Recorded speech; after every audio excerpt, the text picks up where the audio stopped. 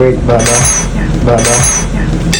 Jericho Rosales at Janine Gutierrez, it's official na may pa-hard lunch sa Japan. Napa-OMG ang mga Ekonen fans nang mapanood nila ang latest vlog ni Miss Janine Gutierrez sa kanyang YouTube channel dahil special guest niya sa kanyang vlog si Jericho Rosales. Matatandaan nga kamakailan lamang ibinahagi ni Miss Janine Gutierrez sa kanyang social media account na bumiyahe ito sa Tokyo, Japan para sa special screening ng kanyang pelikulang Phantasmia na kung saan ay kumpirmado ngang kasama niya ang kanyang rumored boyfriend na si Jericho Rosales.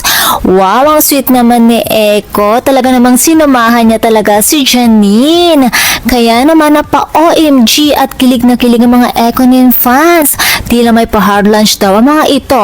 Makikita din sa video na kahit hindi umamin ang dalawa ay parang sila na talaga. Dahil nga naman super sweet ang kanilang bonding sa Japan. Nag-food trip na masyal, nagyakapan pa ang dalawa. Maririnig din sa video habang sila ay kumakain, tinawag pa ni Eko na Baba si Janine. So ibig sabihin Baba ang kanilang tawagan. Ano ba? Tinodo nyo naman na pagpapakilig. Nagpasalamat naman ang mga fans ni Janine Gutierrez dahil sa suportang ipinakita ni Eko sa kanya. Masayang masaya mga ito dahil nakikita nilang sobrang saya ngayon ni Janine at halata naman talaga na masaya sila at super in love sa isa't isa.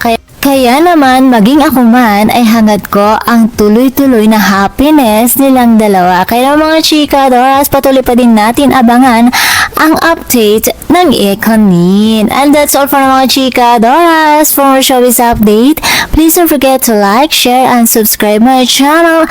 Thank you for watching.